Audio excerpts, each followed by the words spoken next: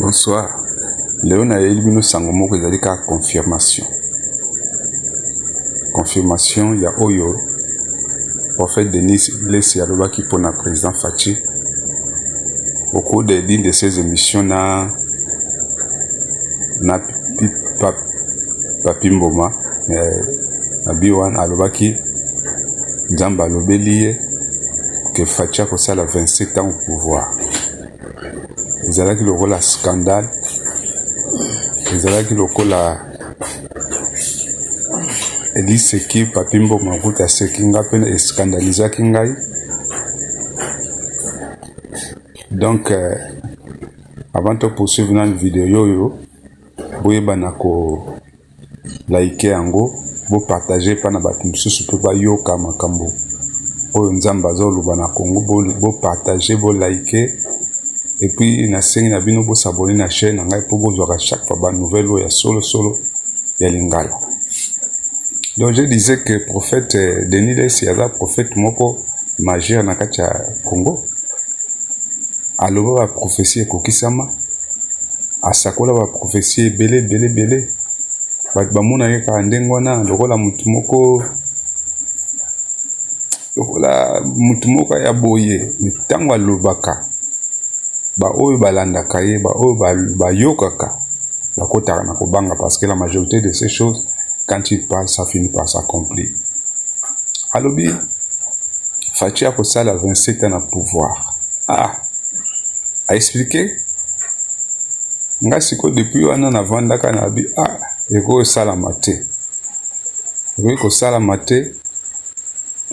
Mais lelo naza convaincu que prophétie Lessi Isaiah solo ko salam et ko kisama. Je vais vous expliquer pourquoi. Denis Lessi a expliqué qui boya aloba ike non. Na mandat au deuxième mandat ya Fachi trouble aussi là. Ba guerre wana tu aussi là kimi ekota na mboka.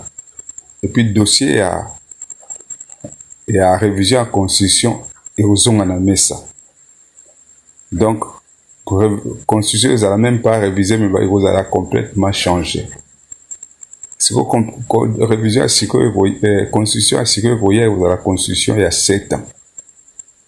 Alors la population compte tenu à Msalo Fachi a sali bango moni population ko senga Fachi a postulé pour na 7 ans. A ko sala 7 ans tant mandat est aussi là. Population a rebelloté à ça sous 7 ans. Donc les 7 ans là, à ça do 14 ans, Kobaksana 10 ans, il y a ça un régime où il y a avant changement de constitution, ça déjà 24 ans. Et après, à 3 ans, il y a repos. À comme le rôle président mon médiateur dans le conflit dans le monde où il y a total et ça 27 ans. On a explication il y a selon Denis Lessi. À cela, il profession moi kala. Mais au fur et à mesure, nous vendre na méditer na bia papoyo. À cause de la raison de Zambia le belève solo. Parce qu'il insistait. Alors bien na sali profession pour Fachi pesa ngambongo. Alors bien même l'église na que naza on a un numéro Fachi. Na tin la réellement message à répondre de pengai mais c'est pas pour demander l'argent mais nazolo makamamboka. Quand est-ce que nous comprendre que prophétie il y a Félix, il y a Denis Lessi Isaiah Solo Kokisama. So zali mutumo ozo ko analyser makamozele kanamboka na biso RDC, tu peux comprendre certaines choses. Tout on a presque na milieu à parcours il y a deuxième mandat ya président. Il y a Fachi. Donc, mon boulot est allé, donc il n'a pas fait ces 2 mandats de Kimia. Mon boulot a l'outil de solution par-ci, par-là, par-ci, par-là, par-ci, par-là. Bible de l'objet reste de la nation dont l'Éternel est Dieu. Félix appelle ça ma descend en boka nzambe. Nzambe ne mutape ça rende ba solution. A Luka qui na marque na Luka Félix a Luka na marque na ye a eu confusion. Voilà maintenant nzambe a ko bimisala ye solution. La solution de Dieu c'est quoi? Solution nzambe zali Américain place bazalaki nzambe utiliser bango comme un instrument ya paix pour la République démocratique du Congo. Un instrument ya paix. Tango bako signé ceux qui ont signé avec la République démocratique du Congo, bako a une mission économique bien sûr, mais plus une mission de la ya ko stabiliser complètement Mboka. Même les territoires occupés, tous seront libérés, tous seront libérés. Les Américains vont poser des conditions à Bango, vont établir Mboka ils allaient complètement transformer. Mboka ils allaient complètement transformer.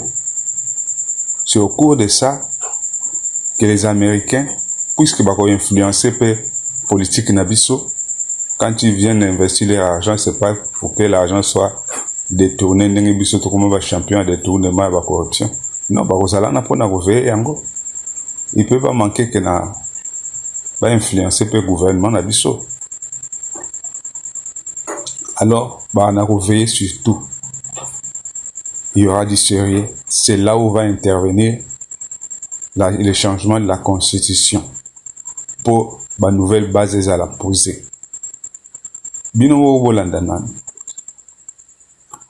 Américain bako longwa kaka te les États-Unis d'Amérique kuna na bambongo na bango na ba investisseurs na bango ba ko s'établir na RDC surtout na Est.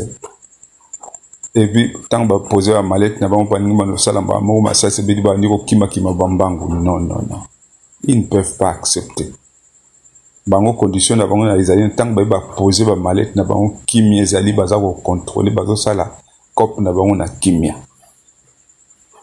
Museveni, Kagame, Ruto ya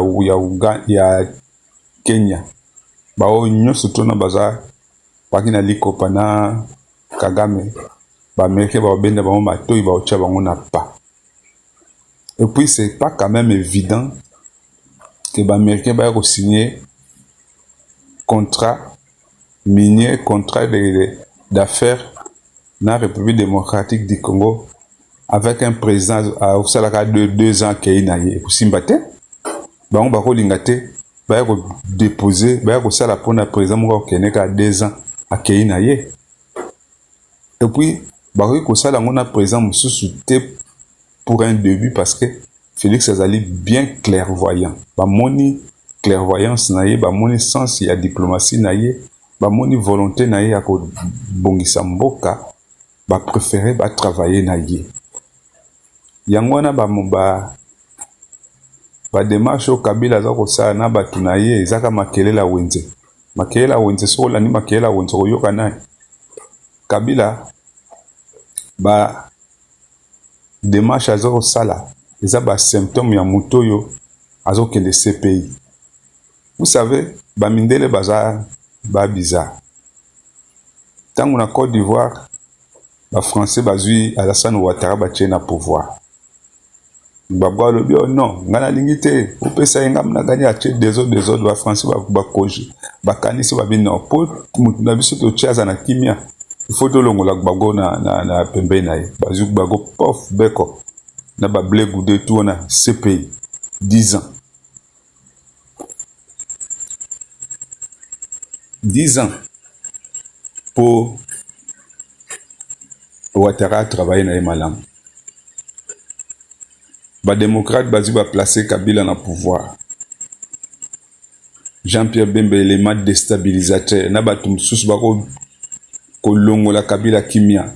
Kabila a dit mais si le type est toujours là, moi je peux pas bien travailler. Les démocrates va dire non, tu as une solution. Beko, bakangi Jean-Pierre Bemba, 10 ans, pour étiquer là. Kabila tant travailler. Les Américains na Libéria. Parce que l'élection va placer Madame Sirleaf Johnson. Madame Sirleaf Johnson, la moitié première présidente, moitié na parti en Afrique. Mais Charles Taylor, ancien rebelle, Azarocha, moitié na Panzi Likolo, Beko Bakangi, 10 ans na CPI,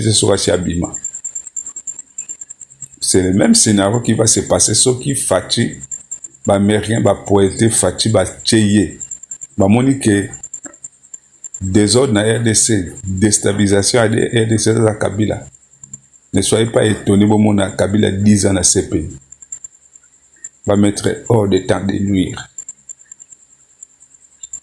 Parce que je ne vois pas que les Américains vont investir dans le Congo pendant 2 mois, pendant 2 ans, pendant 3 ans et puis non. Ils vont investir financièrement et puis politiquement.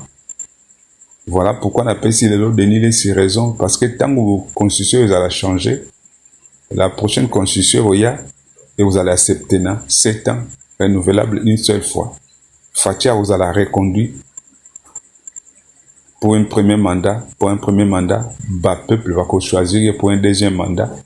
À vous 14 ans et puis 3 ans avant une année en stand-by, en repos pour la médiateur international.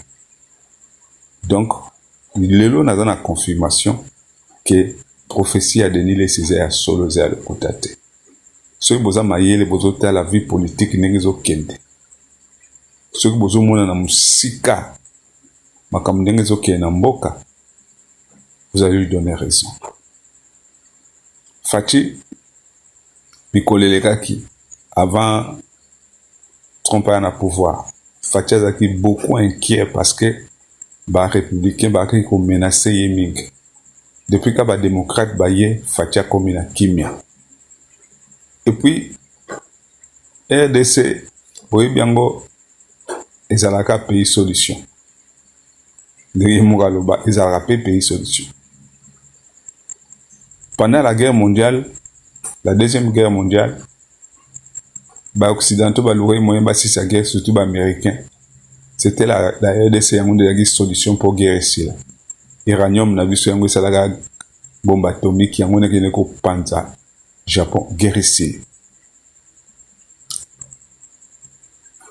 Guerre ici na Japon guerre Hiroshima. Et puis c'est la deuxième ou première guerre mondiale habité guerre Hiroshima c'est là qui Iranium va utiliser qui Iranium na biso. Tango na siècle passé ba 1800 ba tango ba makama voiture ebima qui évolution ba voiture ebimi ba biloko les engins à roues 2 roues 4 roues tout ça là ba minde ba qui n'a besoin de caoutchouc pour ba ça là ba pneu. La solution c'était la RDC yango ba yaka na RDC ko zo ba caoutchouc ba katar ba kokona su maboko pour ba ke no cultiver caoutchouc ba za ça la mutu makasi. La solution est à la RDC. Donc, comme il y a numérique, il y a intelligence artificielle, solution est à la RDC pour la matière importante pour l'IA, l'intelligence artificielle, la technologie actuelle tambola, matière oyo monde a nango besoin zaka na RDC. RDC tilelo zalaka pays solution. Ce qui biso nyonso wa congolais to réfléchir, et to comprendre valeur potentiel de zana na mboka. Nous allons soutenir le président Fachi. Léon appelle si président Kabila Mouzé, Laurent Désiré Kabila, qui disait qu'il y avait des rebuts. Rebus, ça veut dire les plus mauvais Congolais, Belé. Un type comme Franck Diongo, quelqu'un qui a marché avec Félix Etienne Tshisekedi, qui s'est retrouvé dans le Rwandais. C'est quand même étonnant. Le seul pays dans le monde où ceux qui ont politique va obtenir, où ils ont besoin de continuer à rébellion, mais qui peuvent obtenir par les armes. Mais on est makambo kala, makambo s'est changé. Fachi va faire 27 ans au pouvoir. Ceux qui bolingi au consulter banzambe na bino, au consulter ba astre na bino, tous les signaux montrent clairement. Ba signaux nous zo la kisa. Même ba démarche yo ba opposant ba zo sala ke ba mec ba signer te ba les Américains ont plus d'intérêt à signer avec la RDC. Ils ont plus à gagner. yango biso pe na RDC nous avons plus à gagner ce que signé parce que minéraux tova nango banda 30 ans 30 ans toza envahi minéraux toza nango depuis Congo existe mais to profiter nango te pauvreté là tabiso le rôle ani alors que nous sommes un pays riche avec une population pauvre ce que l'on dit projet Fatia nango pona est soki ba américain ba ye mais les gens oublient que la RDC, ce qui kimia, si on nous laisse nous développer avec nos matières, Japon est Sima,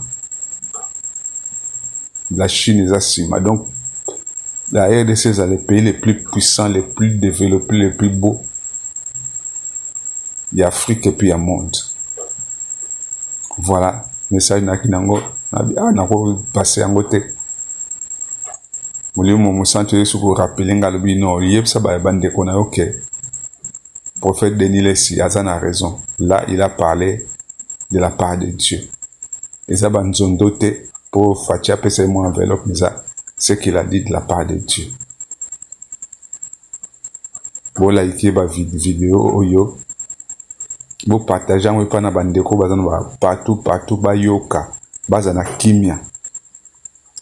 Et puis chaîne nangai bo s'abonner nango po na bano pesa bino information ya malamu et otika kimia. Merci Nzamba batela bino.